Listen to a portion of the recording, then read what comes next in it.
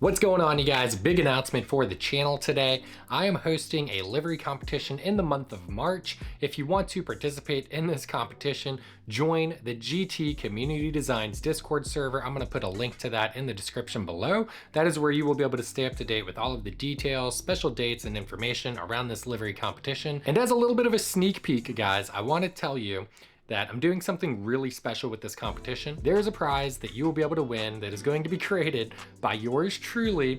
I will create it and ship it out from my house here in Texas and send it anywhere in the world, as long as you're not in a region that is considered a trade embargo for the United States. But I will tell you that to participate in this competition, there's no fee, there's no cost, there's nothing that you have to do except one, create a great livery based off of the parameters that I publish at the start of the competition in March. And two, your livery has to be showcased using a really high quality photo. This is gonna be a big component to this competition. And so, one thing that I've noticed amidst all of the competitions that I've participated in the past is that the new guys really struggle to take high quality photos in GT Scapes that showcase the quality of their livery. The livery might be amazing, but it's hard to bring out the details and showcase it in a way that is appealing to people who are voting on the livery. And so when you have two liveries of the exact same caliber by two different people, and one of the pictures looks kind of hazy and washed out, and the other one is sharp and vibrant and exciting and shows the details of the livery, you're going to give, just naturally, you're going to be more inclined to give your vote to that livery that's showcased using a high quality picture. All right, I can't stress it enough. This is a huge component to progressing in your livery design skills. It's progressing as a digital photographer in Gran Turismo 7. And so to address this, I am going to be walking you through my process step by step for how I create a high quality photo using GT Scapes. I'm gonna have a couple of tips and tricks that I've learned along the way that'll make this process simpler and faster for you in the future. And I even went a step further and was able to partner up with who I consider to be one of the highest caliber photographers in Gran Turismo 7. Not only a high caliber photographer, but a high caliber livery designer. That person is XTSkyBlueX. If you don't follow them yet, I'm going to put their Instagram below. I'm also going to put a link to their Gran Turismo page below. Give them a follow on both platforms, guys. Support, shout out, big thanks to Sky Blue for taking time to put together your kind of tutorial that I'm going to put in the second half of this video, basically walking you through his process for how he creates just truly immaculate photos in Gran Turismo 7, and really using effects that I personally have never been able to accomplish. I've looked at his pictures, I've tried to accomplish the effect, and I just can't. So I am so excited to walk you guys through how we're able to do this. Again, XTSkyBlue, big shout out, buddy. Thank you for taking the time to put this together. And before we jump in, guys, I just want to reiterate, join the GT Community Designs Discord server if you want to stay up to date on the competition that I'm hosting in March. I'm also going to be putting out a video that has all of the contest details. And so if you're not yet, hit that like button and subscribe to the channel if you want to stay up to date on the competition. So let's go on ahead and jump right in and start making some high quality scapes, start making some high quality videos in Gran Turismo Scapes, and start making some high quality photos in Gran Turismo Scapes. So let's go on ahead and pick a car, and we want to choose something that's going to be worthy of this exercise. I think I actually want to do the BAPE R33. After we pick a car, next is going to be to pick a location. And I want to tell you right now, before we get into it, you have this little thing over here called favorite spots. And there are a few locations that I really like to shoot out of. And I save those locations to make it easy to get back to when I want to create a scape from scratch. And I say that because after you create a bunch of high quality pictures, you can go down here to my library and you can actually, we're basically going to be recreating this kind of shot today. A very moody, kind of photorealistic type of shot. And if we open it from here, all of our settings are going to be preserved, and you can come in and just change the car. And so Once you change the car, you might need to adjust a couple of settings, but just refocus your autofocus, take the picture, and boom, everything's good to go. So if you invest a lot of time into creating high quality scape photos, you can very easily go into those photos, change the car, and then have a high quality image that you recreated in a matter of seconds because all of your settings get preserved. But I want to create a photo from scratch today. All right, so we're going to select this one right here. And from this location, so I'm going to click triangle, add favorite, because I hadn't favorited that yet. And we're going to, so this is a great location because it has a nice smooth background. And then it has, if you, let's place the car so I can use the cursor. All right. So if you look at the foreground here, it's a nice highlighted foreground, and then it fades into a darker background. And then you have this nice flat colored wall in the background. You can also play with your zoom and make it so that, you know, all of this stairs and stuff just disappear, and it makes for just a really nice canvas. So we're going to do that. And let's go ahead and just zoom out a little bit and get our car placed correctly. I kind of want it over here where the shadows are a little bit more prominent near the back end. And then we'll zoom in like that. And we're pretty much framed up. Now, because this is a wide angle, we're using a 16:9 aspect ratio. You want to try and follow the rule of thirds. All right. So if you look at the bottom of my camera, that bottom third versus the middle third versus the top third, the car is kind of centered across that middle third. You have a foreground in the bottom third, and then you have the background in the top third. So you want to follow that rule of thirds. It's just a kind of photography art sort of template, if you will. And once we have that aspect ratio set, I'm going to take the aperture and basically going to turn the aperture all the way down to start, and then I'm going to focus. And if I focus on the front here, I'm just going to take this picture so I can show you. You're going to see that the front is crystal clear in focus, but the rear is blurred out. And you might want that with some pictures. With this picture, I don't want that. I want the entire car to be in focus, but just the background to be blurred. So you're going to adjust your aperture, which is, in photography terms, the amount of light that your lens is letting in. We're going to adjust that aperture until the background is like until the rear of the car here is in focus and the front of the car is in focus at the same time. So a little bit more, 5.6, focusing on the front bumper. We do want a little bit of depth. So this gives us that depth where the front is crystal clear. The rear has just a tiny bit of blur, and then the background has a nice bit of blur to it. Now, if we take that one step further, 2 steps further, let's take that picture.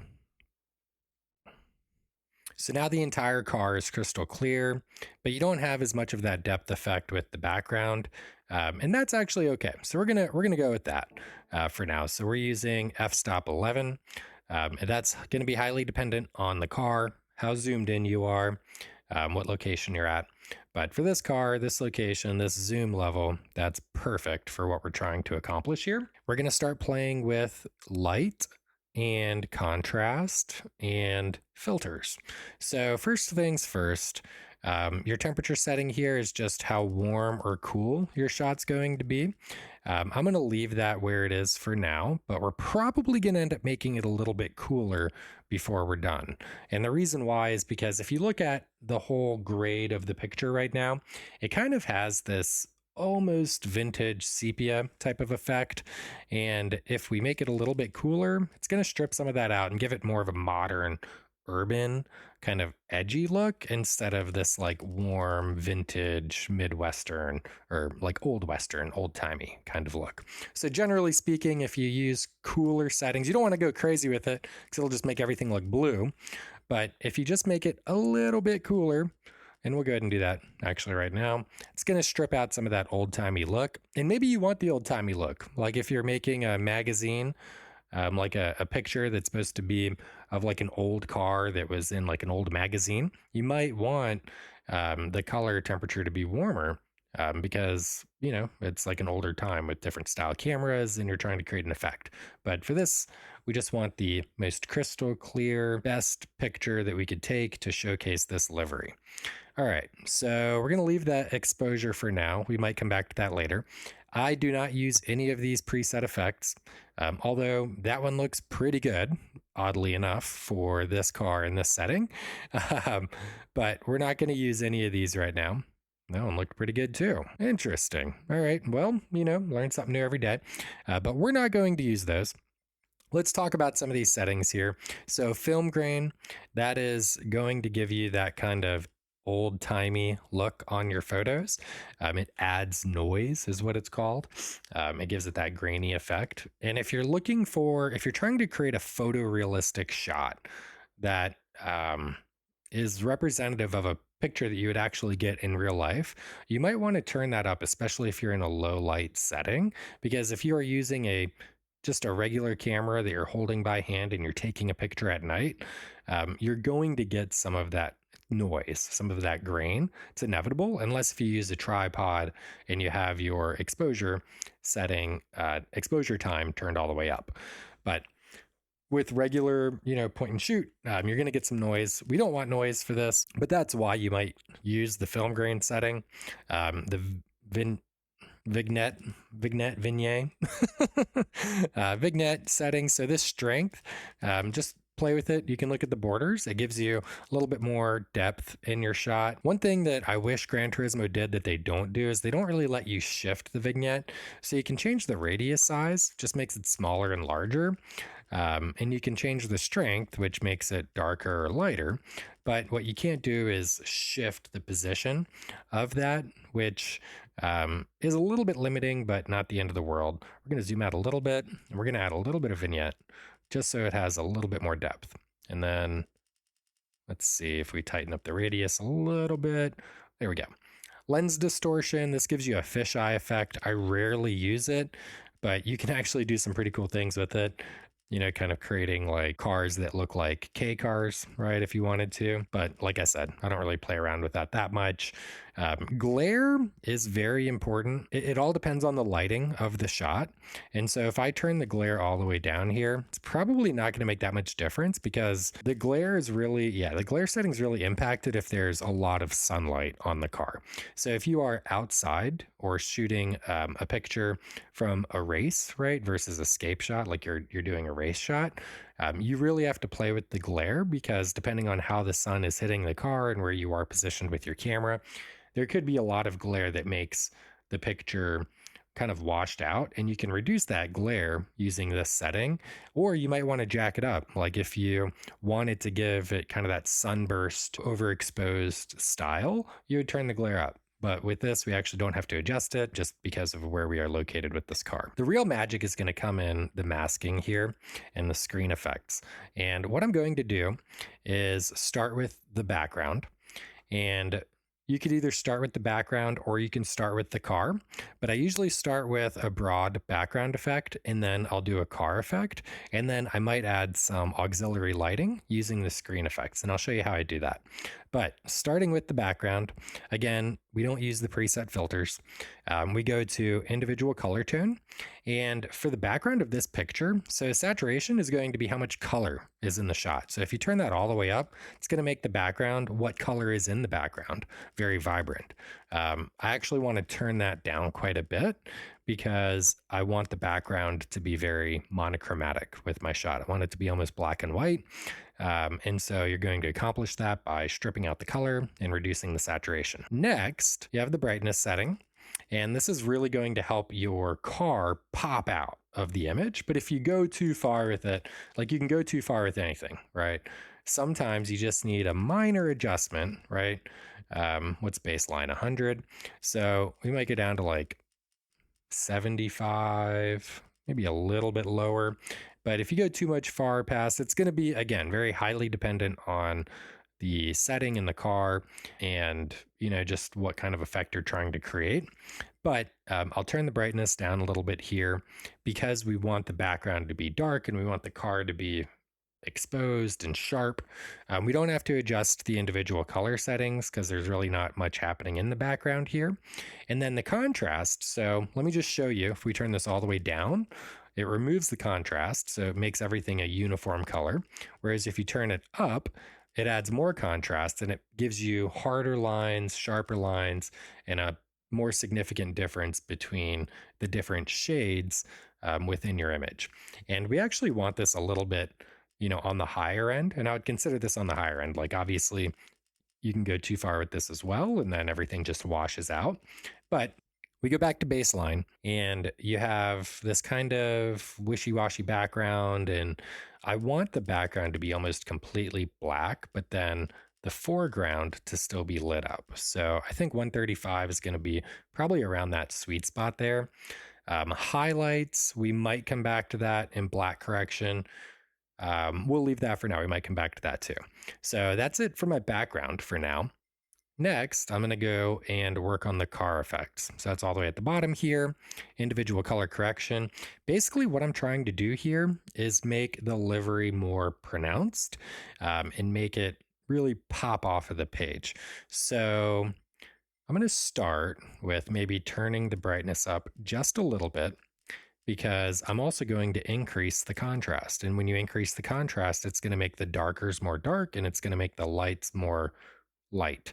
And so I want to turn up the brightness a little bit so that you don't lose definition in the darks. So turn the brightness up, turn the contrast up, and now you can see this picture is really starting to come to life. So we'll put that at like 125 maybe. Contrast, you got to be careful here. If you go too hard on the contrast, or I'm sorry, the saturation, it gives it this weird oversaturated effect. And that might work, again, depending on the picture, but I want it to be kind of photorealistic, but modern and edgy. I want it to look like it's got a little bit of editing, but not overdone. So actually, I want to turn the brightness up. Actually, we'll leave the brightness, go to highlights. So in this picture, there's not a lot of highlights because we are in basically an indoor setting. So there's not going to be a lot of highlights or lowlights. We could actually just leave that at 100. It's not really going to make that much difference. So we'll leave that. Midpoint correction. I don't usually need to mess with this too much. I find it kind of messes up the whole shading of the vehicle. But black correction. So this is going to allow you to make your blacks more black. And so let's look at the tires. Just pay attention to the tires. Well, it becomes pretty prominent across the whole car. But let's say we turn the brightness up and we just go a little bit too far with the brightness. You can bring the darks back down a little bit by using the black correction. So that actually looks pretty darn good. I'm actually going to leave that, even though I wasn't planning on doing it. I like how it turned out. And then what we want to do next, so you can see in the foreground down here that it's lighter. And like I said, in the background over here, it's darker. But the car is kind of this uniform brightness all the way across. And so I want to add an effect as if we had some accessory lighting with the car. So if we go into screen effect and we go to mask, we can now select parts of the canvas that we want to adjust specifically. So I want the back of the canvas to be darker, right? So everything in the white area here is going to get adjusted. So that's like the back left, the upper back left. And now I'm going to go here, go into brightness, turn this down. You can see because the top part of the car is, it's already dark. Let's do that. There we go. Okay. And then we're going to leave that. We're going to turn that brightness all the way down. We're going to add another screen effect. So we're going to add another mask. And now this one's going to be in the bottom right, which is the foreground. And this is going to just help create some more depth here. And we're going to turn the brightness up on this one. Okay, so now it looks like we have a light in front, just like you would if you were in a studio taking pictures. You've got a big light, a big flash, boom, that goes off, and it creates this light that cascades from the front of the car and diffuses as you get closer to the back of the car.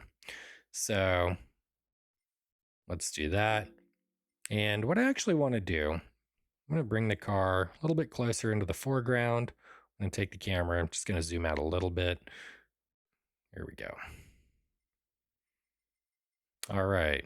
Now, that's everything from a screen effect perspective. So we used the mask again. All right. So this is step one. We use a mask on the background and we adjust the background settings. We use the car effects and we adjust the car specifically. And then I play with the lighting using these filters. So we're going to let that be.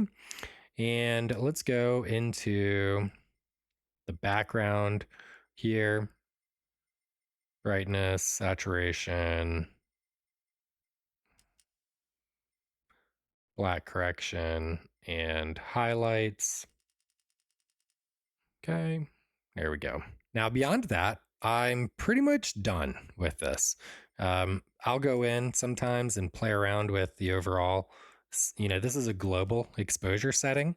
And as I turn that up, basically I just don't want the back to lose its depth, right? The darkness. But a little bit more exposure is only going to help, especially if you're trying to showcase your car in a competition. So I turned that up a little bit. We already adjusted the temperature to where we wanted it. I rarely touch the color cast correction. That's more important when you're doing a race photo because you're dealing with natural light versus in this environment, we're more dealing with artificial light.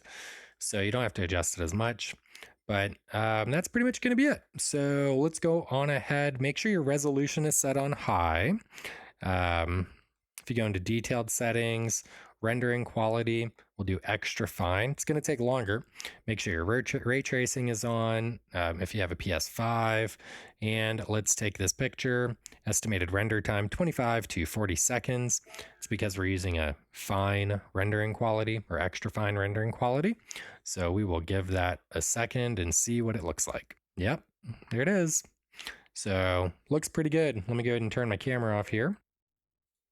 Yeah, not too shabby.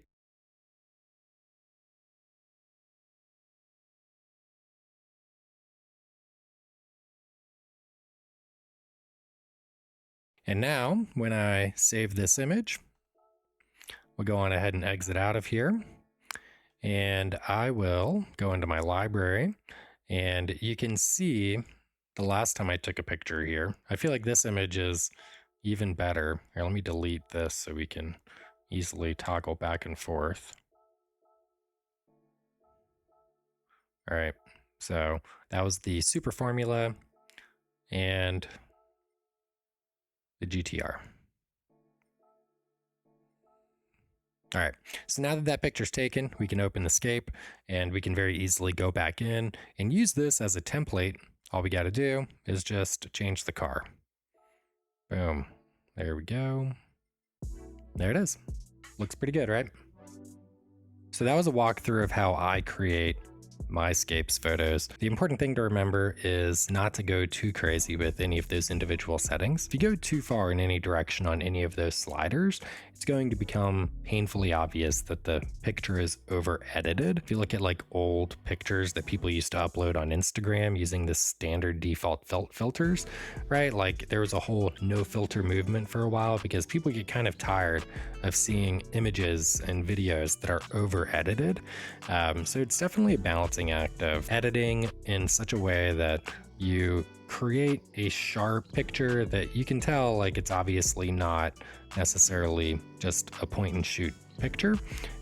It's obviously a little bit edited, but that it still looks good, still has some kind of photorealism, which is generally what I like to go for with my pictures. As you can see here, I'm not really going for like abstract.